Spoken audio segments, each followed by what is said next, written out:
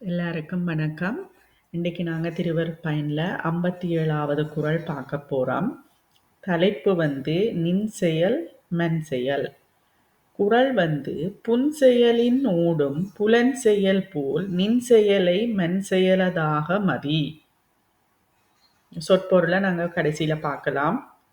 அப்போ இங்கே பொருள் என்ன சொல்லினோம்டா, சிற்றின்பப் பொருள்களின் மேல் விரைந்து செல்லுகின்ற ஐம்பொறிகளின் செயல்.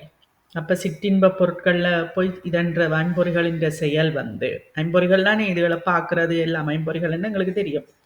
உண்மையில் அப்பொறிகளை செலுத்துகின்ற உயிரின் செயலே ஆகும். அப்போ இந்த ஐம்பொறிகள் மூலம்தான் நாங்கள் சிற்றின்ப பொருட்களை எடுக்கிறோம். ஆனால் இந்த ஐம்பொறிகளின் செயல் எதுன்ற செயல் உண்மையில உயிரின்ற செயல் என்று சொல்லப்படுகிறது. அதுபோல மாணவனே, நீ செய்யும் செயல்கள் யாவும் உனக்கு முதலாகிய திருவருளின் செயல் என்றே அறிவாயாக. அப்ப அதை போல இப்ப எங்களுக்கு ஓம சொல்லிச்சுனமே ஐம்பொறிகள் உயிரின்ற செயல் என்றெல்லாம், அது போல மாணவனே, நீ செய்யும் எல்லா செயல்கள் எல்லாமே உனக்கு முதல்வனாகி இருக்கிற திருவருளின் செயல் என்று அறிவாயாக. இப்ப விளக்கம் கொடுக்கிறான். உலகத்தில் உள்ள சிற்றின்பப் பொருள்களை பற்றுவதற்காக ஐம்பொறிகளும் வெளியே ஓடுகின்றன. அப்ப நாங்கள் கண்ணால பார்க்கிறோம், காதால கேட்கிறோம், இதெல்லாம் ஐம்பொறிகள் ஓடுது இந்த சிற்றின்பத்தை, உலகத்தில் இருக்கிற சிற்றின்ப பொருட்களை பார்க்கறதுக்கு. ஓர் இளைஞன் தனிமையான ஓரிடத்தில் கண்மூடி தியானத்தில் அமர்ந்தான். அப்போ ஒரு ஆள் அமைதியான ஒரு இடத்துல கண்ணை மூடி தியானத்துல இருக்கிறார். சற்று நேரத்தில் அந்த வழியாக சில பெண்கள் வந்தார்கள். அவன் கண் திறந்து அக்காட்சியை காணும்படி நேர்ந்தது. இவர் ஒரு அமைதியான இடத்துல இருக்கிறார்.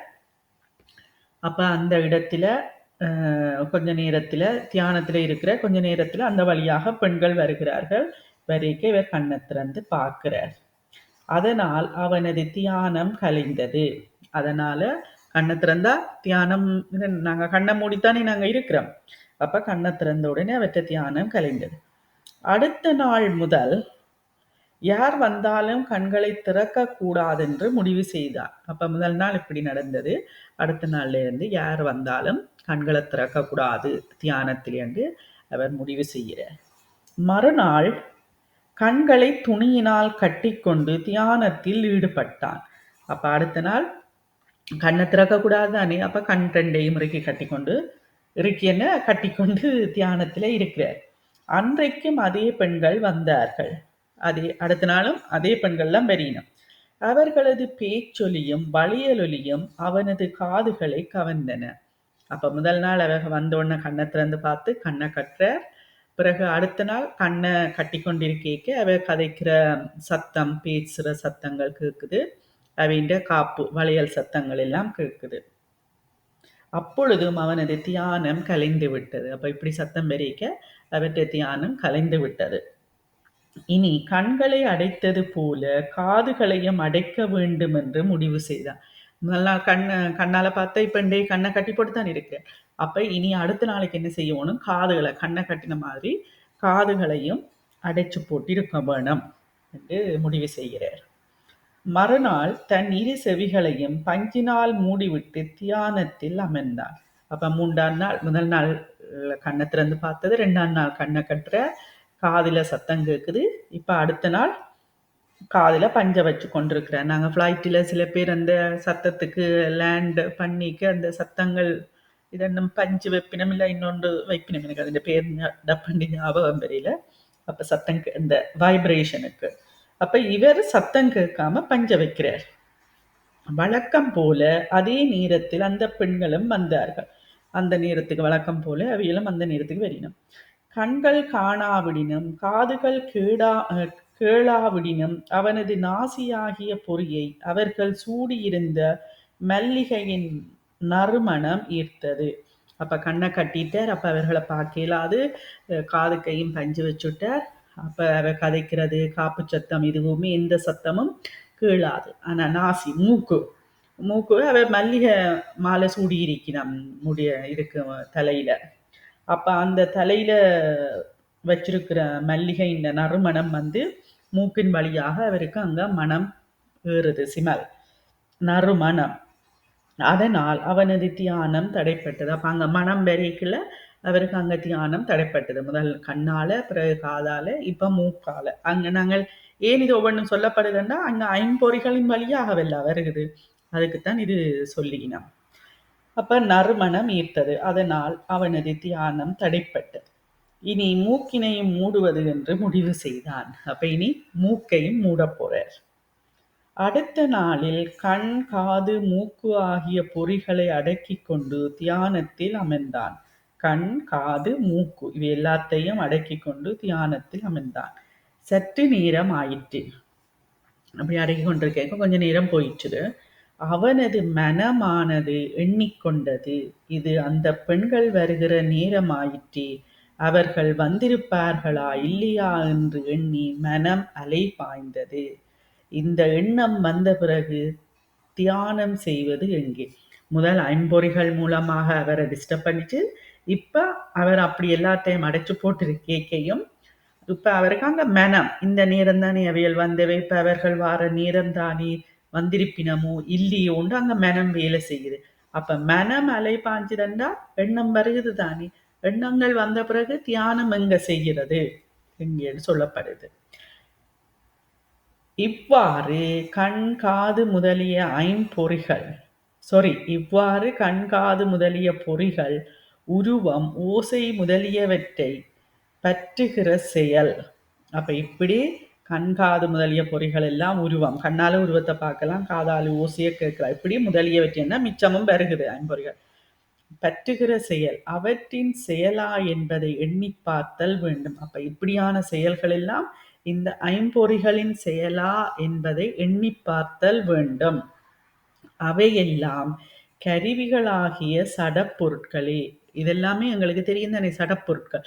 அப்ப சடப்பொருட்களே, அவற்றுக்கென்று என்ன செயல் இருக்கிறது என்ற கேள்வி கேட்கப்படுது. சடப்பொருட்களுக்கு எப்பவுமே அவைகளால செயல் செய்ய முடியாது தானே. அப்ப அதுதான் கேட்கினான். இதெல்லாமே இந்த கருவிகள் எல்லாமே சடப்பொருட்கள். அப்ப அவற்றுக்கென்றுன்னா இந்த கருவிகளுக்கென்று என்ன செயல் இருக்கிறது? ஆன்மா செலுத்தவே அவை செயல்படுகின்றன. அப்ப இந்த கருவிகள் எல்லாம் எப்படி செயல்படுகிறது? ஆன்மா செலுத்தவே அவை செயல்படுகின்றன. எனவே அவற்றின் செயல்கள் எல்லாம் ஆன்மாவின் செயலே ஆதல் விளங்கும். அப்ப நாங்க நினைக்கிறோமல்லோ, கண்ணால பார்க்கிறோம், காதால கேட்கிறோம், அதெல்லாம் கருவிகள் எல்லாம் சடம்தானே. அப்ப இதெல்லாம் செயல்படுகிறதெல்லாம் ஆன்மாவின் செயல். ஆன்மா செலுத்தத்தான் இவை செயல்படுகிறது. ஆன்மாவின் செயலை ஆதலின விளங்கும். இந்த ஐம்பொறிகளின் நிலையில் ஆன்மாவை வைத்து காணுதல் வேண்டும். அப்ப இந்த ஐம்பொறிகளின் நிலையில ஆன்மாவை வைத்து காணுதல் வேண்டும். ஐம்பொறிகளுக்கென்று தனித்த செயல் இல்லாமை போல. ஏன் அது சொல்லி நம்ம இந்த ஐம்பொறிகளின் நிலையில ஆன்மாவை வைக்க வேணுமெண்டா, இப்ப ஆன்மாவை பற்றி சொல்ல போயினான். இப்ப ஐம்பொறிகள் எப்படி செயல்படுது? ஆன்மா செயல்படுத்தத்தான் அது செயல்படுது. அது போல அதுக்குத்தான் அதை சொல்லினா, இந்த ஐம்பொறிகளின் நிலையில் ஆன்மாவை வைத்து காணுதல் வேண்டும். ஐம்பொறிகளுக்கென்று தனித்த செயல் இல்லாமை போல. ஐம்பொறிகளுக்கென்று தனித்த செயல் இல்லை தான், எல்லாமே செலுத்துது ஆன்மா. செயல் இல்லாமை போல.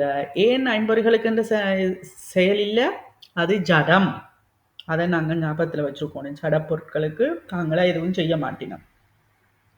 அப்ப ஐம்பொறிகளுக்கென்று தனித்த செயல் இல்லாமை போல ஆன்மாவுக்கும் சுதந்திரமான செயல் ஒன்றும் இல்லை.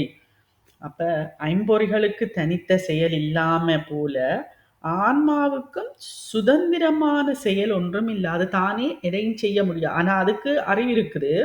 ஆனா சுதந்திரமா செயல்பட முடியாது. இப்போ ஒரு ஆள் இந்த கண்ட்ரோலுக்குள்ள இருக்க வேண்டும். இப்ப சில பேருக்கு ஃப்ரீடம் என்று சொல்லிவிடும், எதுவுமே அவ செய்யலாம். சில பேர் ஒரு உதாரணத்துக்கு பிள்ளைகள் பெற்றோர் சொல்றதை கேட்டு செய்வினான் ஒரு வயசு மட்டும்.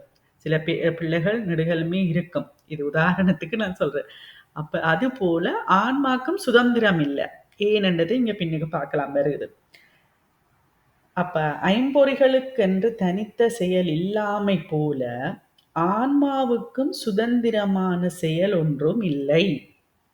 ஆன்மா செலுத்தவே ஐம்பொறிகள் செயல்படுகின்றன. ஆன்மா செலுத்தத்தான் ஐம்பொறிகள் செயல்படுகின்றன. அதுபோல எது போல? ஆன்மா செலுத்த ஐம்பொறிகள் செயல்படுது. அதுபோல திருவருள் செலுத்தவே ஆன்மாவும் செயற்படுகின்றது. அப்ப திருவருள் செலுத்தத்தான் ஆன்மாவும் செயற்படுகின்றது. எனவே ஐம்பொறிகளின் செயல் ஆன்மாவின் செயலாதல் போல. அப்ப எனவே ஐம்பொறிகளின் செயல் ஆன்மாவின் செயலாதல் போல ஆன்மாவின் செயலும் திருவருளின் செயலே ஆகிறது என்பது தெளிவாகும். அப்ப ஐம்பொறிகளின் செயல் ஆன்மாவின் செயல், ஆன்மாவின் செயல் திருவருளின் செயல். இந்த உண்மையை நூல்கள் வாயிலாக உணர்தல் கூடும். அப்ப இந்த உண்மையை நாங்கள் எப்படி உணரலாம்? நூல்கள் வாயிலாக. இப்ப நாங்கள் இப்படி படிச்சுத்தான் அறியக்கூடியதாக எங்களுக்கு இருக்கு. பிறகு அது பயிற்சிக்கு போகணும். ஆனால் அந்த நூலுணர்வினால் உண்மை ஞானம் பிறவாது. அப்ப இது ஒரு தியரி. இதை நாங்கள் இப்படி இப்போ எப்படி சொல்கிறேன்டா, இப்போ நாங்கள் ஒரு யூடியூப்பில் ஒரு டிஷ் செய்கிறேன்டா, ஒரு சாப்பாடு செய்கிறேன்டா, அதை பார்த்து அதை எழுதி வச்சுட்டு அதை நாங்கள் செய்தால்தான் அது பயிற்சி. அதை மாதிரி இந்த ஆன்மாவை பற்றி நாங்கள் கடவுளை பற்றி என்று படிக்கிறோம், இந்த நூல்கள் வாயிலாக படிக்கிறோம். அந்த நூல் உணர்வினால் உண்மை ஞானம் பிறவாது. அப்ப என்ன செய்ய வேணும்? நாங்கள் தான் அதுக்கு பயிற்சி செய்ய வேணும். அருளாசிரியர் இந்த உண்மையை அறிவுறுத்த அவரது உரியே மாணாக்கனுக்கு அனுபவ ஞானத்தை தந்துவிடும். அப்ப அருளாசிரியர் இந்த உண்மையை அறிவுறுத்த அவரது உரியே, அருளாசிரியரது உரியே மாணாக்கனுக்கு அனுபவ ஞானத்தை தந்துவிடும். அப்ப அனுபவம் தான் இங்க வேணும். அதான் சொல்லுவின மீட்டு சுரக்காய் கரைக்குதவாது. நீ செய்வனவெல்லாம் திருவருள் செய்விக்க செய்யும் செயல்களாம் என்று அவர் உணர்த்த மாணாக்கன் அவர் உணர்த்தியவாறே உணர்ந்து திருவருளை பற்றி கொள்வான். அப்ப அவர் என்ன சொல்லுவார்? நீ செய்யறதெல்லாம் திருவருள் செய்விக்க செய்யும் செயல்களாம். அப்ப நாங்க நினைக்கிறோம் நாங்கள்லாம் செய்கிறோம் இல்லை. அப்ப எங்களை செய்விக்கிறது திருவருள். இதுக்கு நாங்களும் கொஞ்சம் விளங்க வேணும். இப்போ யாருக்கேன்னு போய் சொன்னா இதென்ன மாட்டினா அப்ப அதை நாங்கள் அனுபவத்தின் மூலம் உணர வேணும். அப்ப திருப்பியும் அதை சொல்றேன். நீ செய்வனவெல்லாம் திருவருள் செய்விக்க செய்யும் செயல்களாம். இவ்வளவும் இன்வெட்டக்கமாக்க போட்டிருக்கிறான் என்று அவர் உணர்த்த, அவர் என்றது அருளாசிரியர், அவர் உணர்த்த மாணாக்கன் அவர் உணர்த்தியவாறே உணர்ந்து, அவர் எப்படி உணர்த்தினாரோ அதன்படியே உணர்ந்து திருவருளை பற்றி கொள்வான். அப்படி உணர்ந்து திருவருளை பற்றி கொள்வான் என்று சொல்லப்படுகிறது. இப்ப இந்த குறளை திருப்பி சொல்லி அதுக்கு சொற்பொருள் சொல்றேன். அப்பதான் உங்களுக்கு ஈஸியா இருக்கும். புன்செயலின் ஊடும் புலன் செயல் போல் நின் செயலை மென் செயலதாக மதி. இப்ப சொற்பொருள், புன்செயலின் என்றா புல்லிய இன்பத்தையே தரும் உலகப் பொருட்களின் மேல், ஓடும் என்றது விரைந்து செல்லுகின்ற, புலன் செயல் போல், புலன் செயல் போல் என்றா ஐம்பொறிகளின் செயல் அவற்றை செலுத்துகின்ற உயிரின் செயலாய் இருத்தல் போல, நின் செயலை, மாணவனை பிரக்கட்டுக்க போட்டுட்டு, உனது செயல்களை எல்லாம் மன் செயலதாக உனக்கு முதலாகிய திருவருளின் செயலன்றே. அப்ப மன் செயலதாகண்டா உனக்கு முதலாகிய திருவருளின் செயலன்றே. மதியண்டா அறிவாயாக. அப்ப இங்க மதியண்டது அறிவுக்கு பயன்படுகிறது. மதியண்டா சந்திரனுக்கும் மொத்த சொல் இருக்குது. இப்படி நிறைய ஒரு சொல்லுக்கு பல பொருள் இருக்குது. அப்ப இதுதான் நாங்க இன்னைக்கு 57வது குறள் பார்த்திருக்கிறோம். அடுத்த வகுப்புல 58வது குறளை பார்க்கலாம். இப்ப எங்களோட கேள்வி பதில்களை நீங்கள் கதைக்கலாம். நன்றி.